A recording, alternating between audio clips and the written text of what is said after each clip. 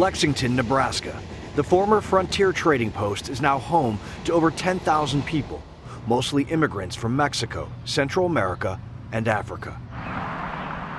About 25% of them work here at the Tyson Foods meatpacking plant. And a number of them are coming down with coronavirus. Headache, fever, and fatigue. As we started getting out of the worst of it, we started to develop a loss of sense of smell and taste. This woman and her husband both work at Tyson, and both got COVID-19. She is not revealing her identity for fear of retaliation. Her son translates for her. She said she's really scared to go back just because she doesn't know what has been done, and she doesn't want to risk getting reinfected again and redoing this whole process for the past more than a month that we've been quarantined. Nearly 600 workers at various meatpacking plants across Nebraska tested positive for the coronavirus in April, with at least one death. That's according to the latest numbers from the CDC. But they don't tell the full story. They're seeing lower numbers in regards to coming in. A lot of individuals are calling it sick because they don't feel safe in the Tyson Foods. So their production is slowing down. Gladys Cox is a community organizer in Lexington. Now, just recently, everybody received a text message saying that they're going to receive a $30 day bonus if they come to work. So our population is low-income population, and to us it seems like an incentive to come to work even though you may be sick.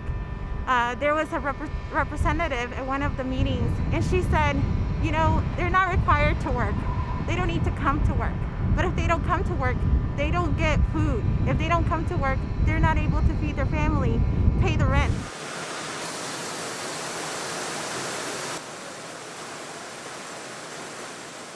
This is what it normally looks like inside a Tyson meatpacking plant.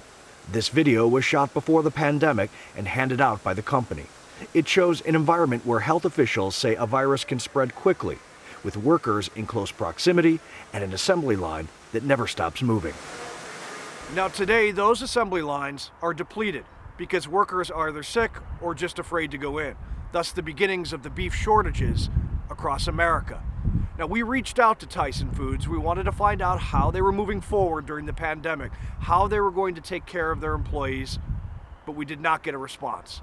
What we did do is go to their website, and we found videos and photos that we've downloaded.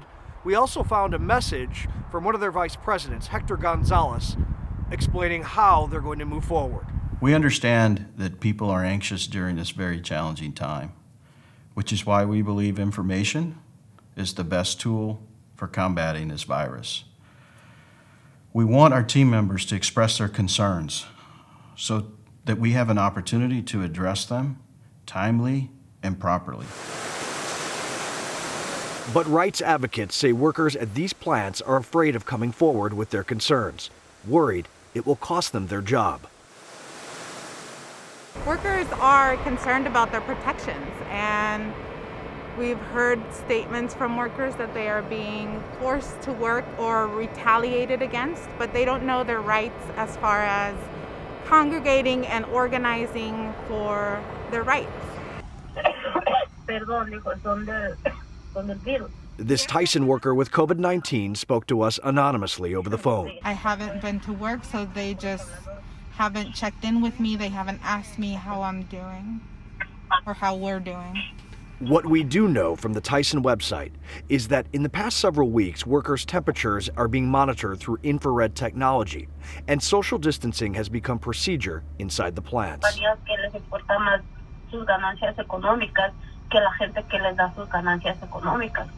These measures should have been implemented a long time ago. A lot of other companies were able to implement them, and people didn't suffer as much. They're worried more about profit than their workers.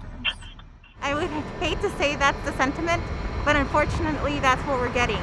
Tyson Foods keeps telling us that they care about essential workers, but if they would have cared, they would have shut it down for 2 weeks, cleaned it out, and given everybody a test before they could come back. Tyson Foods says it's doing all it can to keep its workers safe. We've required face coverings and have performed deep cleaning at a number of our facilities. We're extremely grateful for the work our team members are doing and for the role they play in the critical supply chain that extends from farm to fork. President Trump has ordered meatpacking plants to stay open during the pandemic to avoid food shortages. In places like Lexington, where workers live paycheck to paycheck, many have no choice but to keep showing up. The economy is going down. The community, this is a large employer in the community, and who knows how this is going to impact the workers in this community. But she said, God willing, hopefully we can come out of this. At the beginning of the pandemic, testing in Nebraska was limited to first responders, healthcare workers, and those with more severe symptoms. A new testing initiative, Test Nebraska, aims to dramatically increase access over the next month or so. We want to make sure that our family members, our neighbors, and our community are safe, to be able to provide that food safely to your table.